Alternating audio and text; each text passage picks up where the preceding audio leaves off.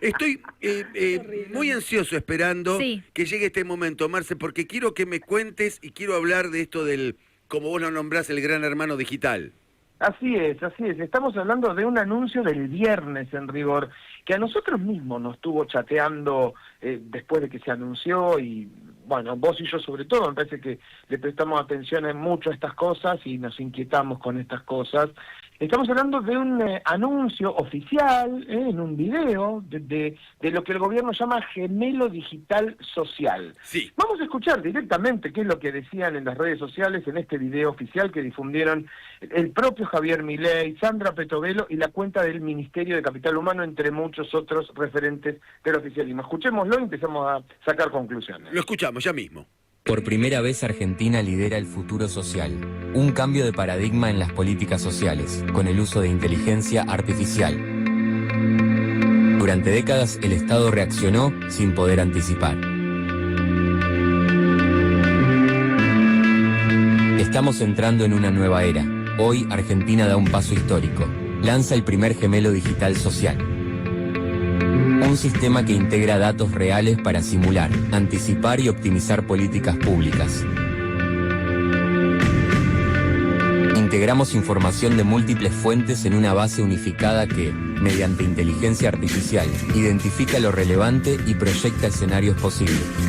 El gemelo digital convierte la experiencia social en inteligencia pública. Por primera vez, podemos entender cómo se construye el capital humano de una sociedad y entender cómo cada intervención impacta en el desarrollo de capacidades a lo largo de toda la vida. Permite comprender, predecir y optimizar decisiones para generar más oportunidades, más autonomía y más desarrollo humano. Convocando a los principales actores del mundo para construir el primer modelo global, Argentina reúne al mundo para innovar en política social.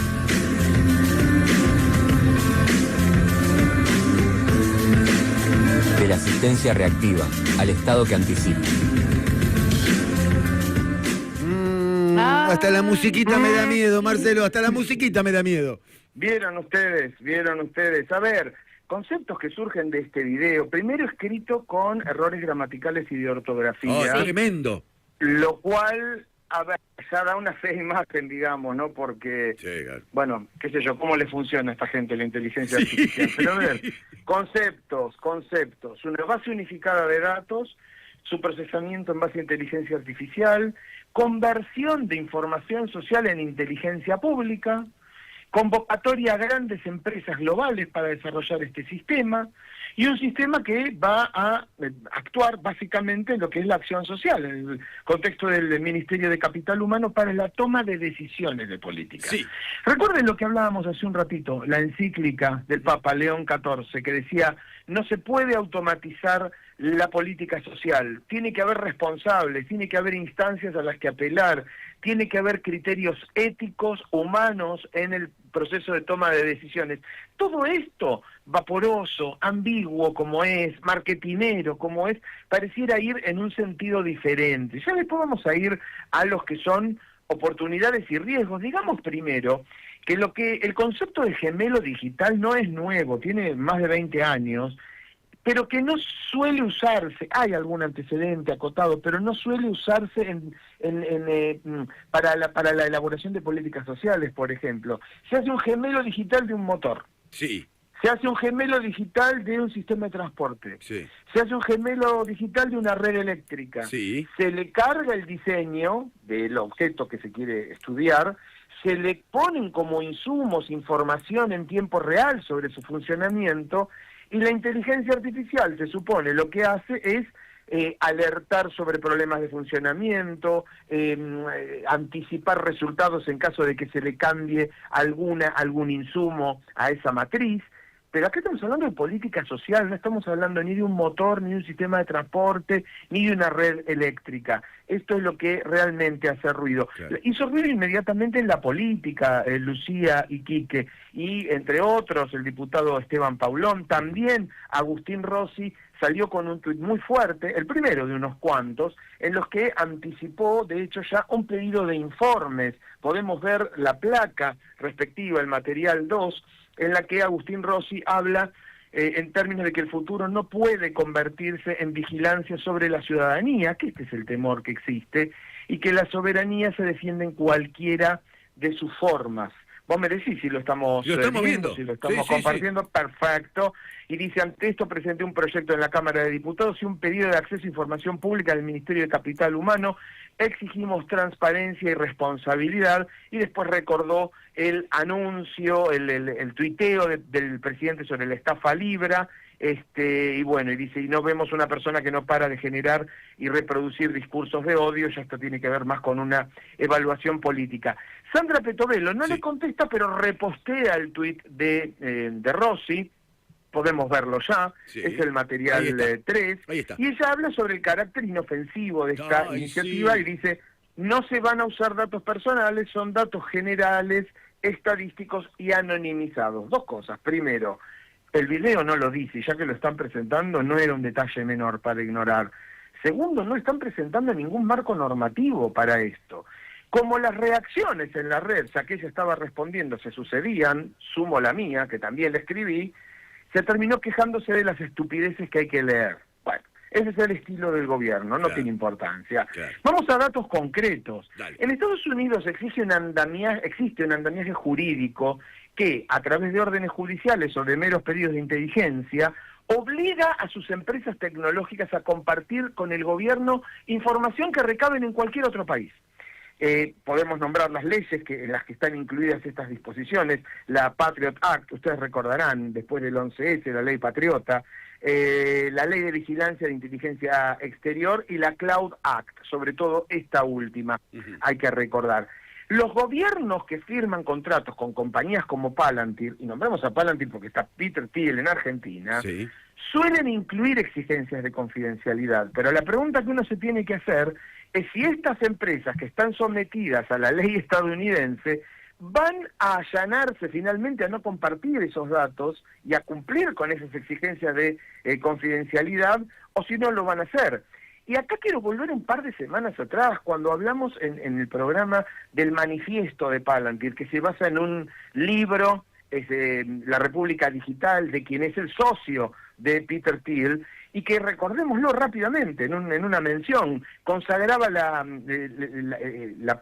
colocar las empresas de alta tecnología de Silicon Valley al servicio del poder global de los Estados Unidos, el belicismo, el sesgo militar de la inteligencia artificial, la necesidad de que estas empresas colaboren en el desarrollo de armas de inteligencia artificial y en la automatización de los procesos para la toma de decisiones bélicas, la pertinencia justamente de estas acciones militares en el extranjero, la supremacía de los Estados Unidos y recordemos esto, el carácter perjudicial textualmente de ciertas culturas y también menciones al control tecnológico de la delincuencia violenta, es decir, de instancias de control social. Bien.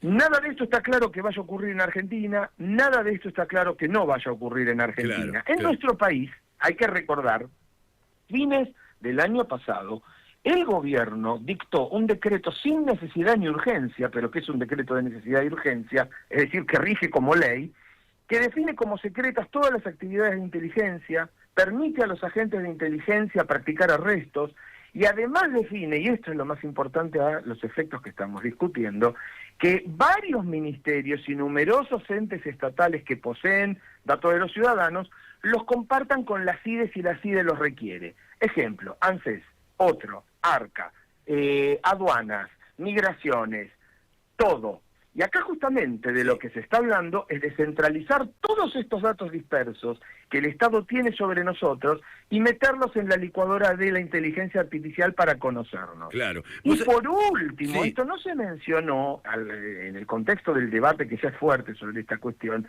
recuerden el acuerdo de comercio e inversión que se firmó con Estados Unidos. Sí.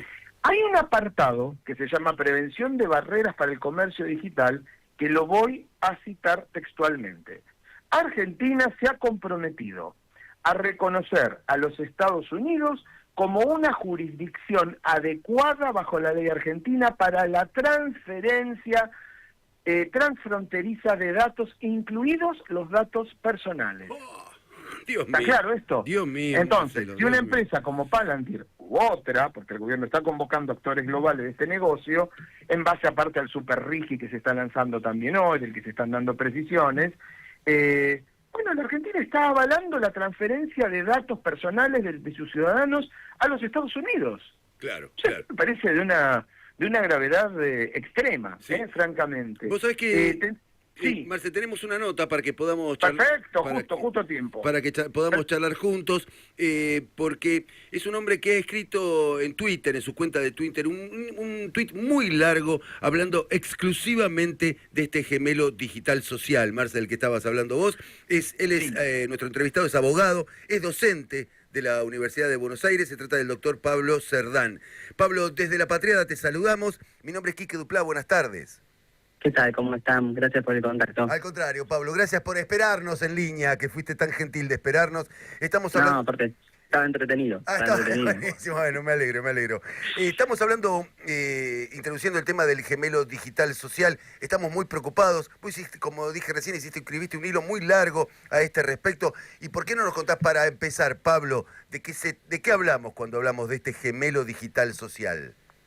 Bueno, hay un poco lo que estaban charlando recién, más o menos estamos alineados en las preocupaciones que vamos teniendo con este gemelo digital, que de alguna manera sintetiza todos nuestros datos que va recolectando el Estado, el gobierno, en un doble nuestro, ¿no? De nivel digital, en el cual se planea tomar decisiones de política pública a partir de la recopilación de esos datos.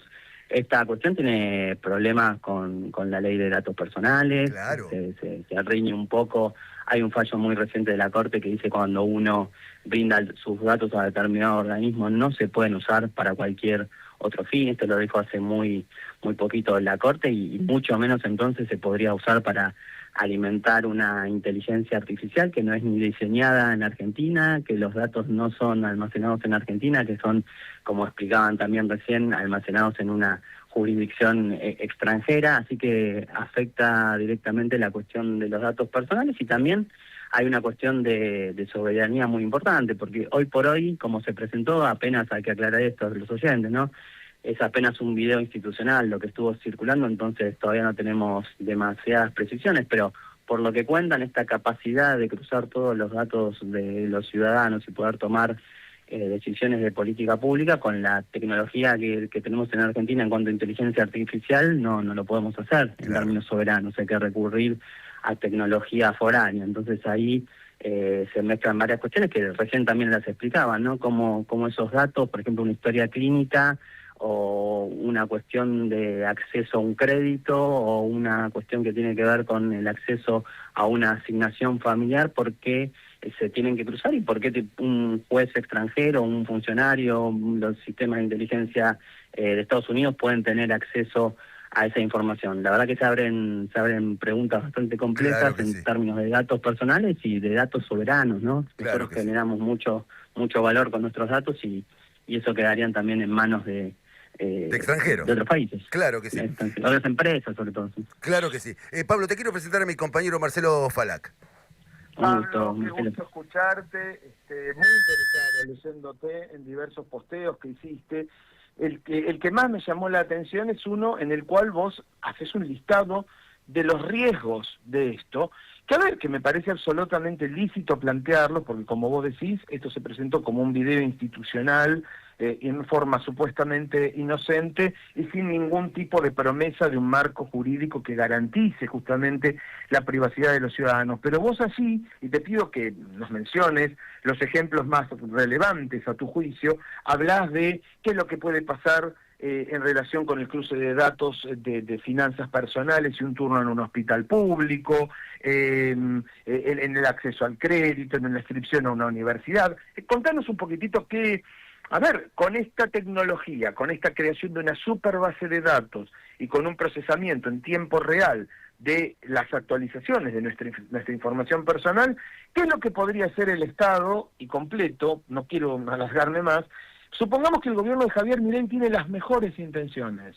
Después de Milei va a venir otro gobierno que tal vez no las tenga.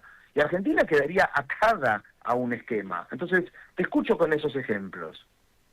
Sí, yo me lo puse a pensar de dónde se proponía esto de gemelo digital, ¿no? Porque la ministra, yo tuve un intercambio ahí en Twitter también con la ministra Petovelo, que ella decía que no, que eran datos estadísticos, ¿no? Y pensaba, bueno, si fueran datos estadísticos, el anuncio lo hubiera hecho el INDEC, ¿no? Que es el que maneja, igual sería preocupante que desde afuera manejan nuestros datos estadísticos, pero ponele.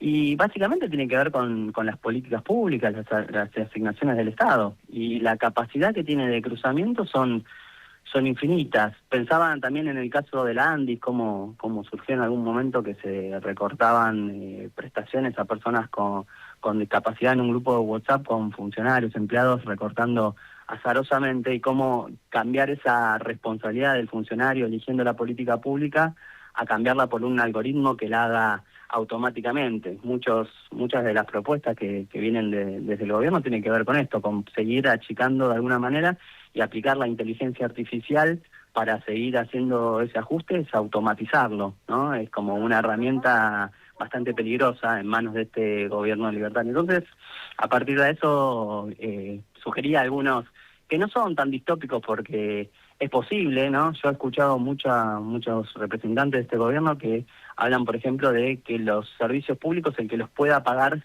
que los pague, ¿no? Y esta tecnología lo que te hace es, por ejemplo, empezar a imaginar escenarios en los que se cruzan, si vos pudieras cruzar una familia de 4, que el padre de familia tiene un auto modelo 2017 para establecer si le dan o no el cupo en una universidad pública, o si tuviste determinado gasto en tu tarjeta de crédito el mes anterior, si te asignan o no un turno en un hospital público. ¿Por qué no pensar como en esos cruces, si son absolutamente posibles, o que lo que vos pagás de prepaga se termina ajustando a tu capacidad crediticia, ¿no? Son todos cruces que son posibles técnicamente, que simplemente hay que tener la voluntad política para hacerlo, y pareciera que la aplicación de la inteligencia artificial también lo hemos visto en otras latitudes.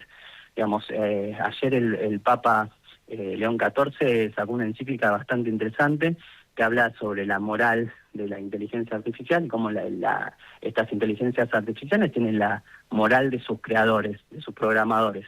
Y bueno, de alguna manera esas inteligencias artificiales pueden llegar a aplicar sesgos en la asignación de recursos del Estado, ¿no? Pueden llegar a poner como grupos desventajosos ciertos barrios para la asignación de créditos para la vivienda, que en algunos barrios no se asignen porque un cruzamiento con la cuestión de la inseguridad y las denuncias de inseguridad sea considerado peligroso, entonces ahí no se asignan créditos para la vivienda, y bueno, y así muchos que parecen de Black Mirror, pero que son absolutamente posibles. Te interrumpo en este punto, Pablo, porque me interesa súper lo que estás diciendo, muchísimo. Ahora, nosotros, por ejemplo, somos periodistas y tenemos una palabra pública, y eventualmente como ciudadanos podemos asistir a marchas. Bueno, también ese récord puede ser parte de la base de datos y dar eventualmente, sin las debidas garantías de una regulación adecuada, bueno, dar lugar a discriminaciones laborales o a determinado tipo de sanciones o de selectividad y una eventual persecución política. ¿Por qué no pensarlo también? Insisto, no solamente sospechando de este gobierno, sino de los que lo puedan suceder. Puede ser también para la criminalización en cualquier sentido. O sea, hay cruces a mansalva para pensar, ¿no? O sea, las personas que tienen alguna enfermedad y que surja en un registro que tiene que ver con la búsqueda de empleo. O sea, se pueden cruzar, como decís vos, también con la cuestión ideológica, la participación política, a qué partido estás afiliado, si eso lo mezclas con una asignación familiar. Son quedan a disposición, como no conocemos nada, por el oscurantismo con el que se maneja el gobierno, que apenas publicó un video y no hay ninguna reglamentación, no hay un acto administrativo que explique un poquito más esto, uno puede imaginar futuros bastante complejos. Perfecto, perfecto. Pablo, yo estaba releyendo por vez número 94 tu tuit y me quedo con algo que dijiste recién, el fallo de la Corte Suprema en el caso Torres Abad contra el ANSES, donde el Estado dice, no puede usar datos personales para fines distintos al que motivó la recolección, ¿no? O sea, que acá tenemos un dato como para salir a defender nuestra intimidad, ¿no?